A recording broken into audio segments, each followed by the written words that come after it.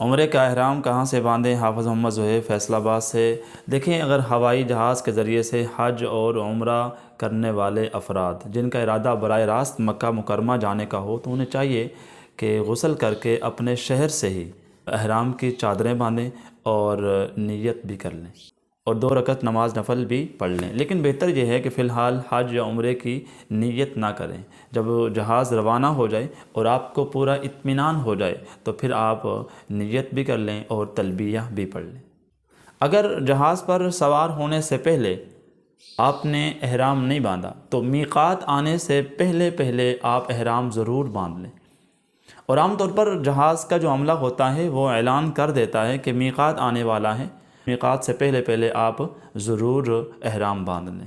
لیکن جو پاکستان سے سفر کر رہے ہیں ان کے لیے تقریباً جدہ سے آدھا گھنٹہ پہلے احرام باندھنا ضروری ہے، اور اگر پہلے مدینہ منورہ جانا ہو تو پھر وہاں پر احرام باندھنے کی ضرورت نہیں ہے۔ جب مدینہ منورہ سے آپ مکہ مکرمہ جانے کا ارادہ کریں تو اس وقت آپ ذوالحلیفہ سے آپ احرام باندھ لیں۔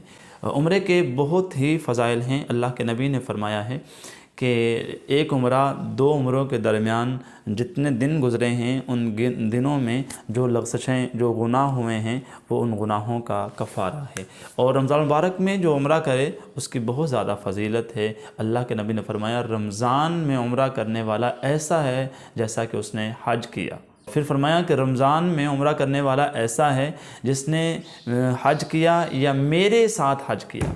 اس لیے رسول اللہ صلی اللہ علیہ وسلم نے فرمایا پے در پہ حج اور عمرے کیا کرو، بے شک حج اور عمرے یہ دونوں فقر اور گناہوں کو اس طرح دور کرتے ہیں جس طرح بٹی لوہے سے چاندی اور سونے سے میل کچیل کو دور کرتا ہے۔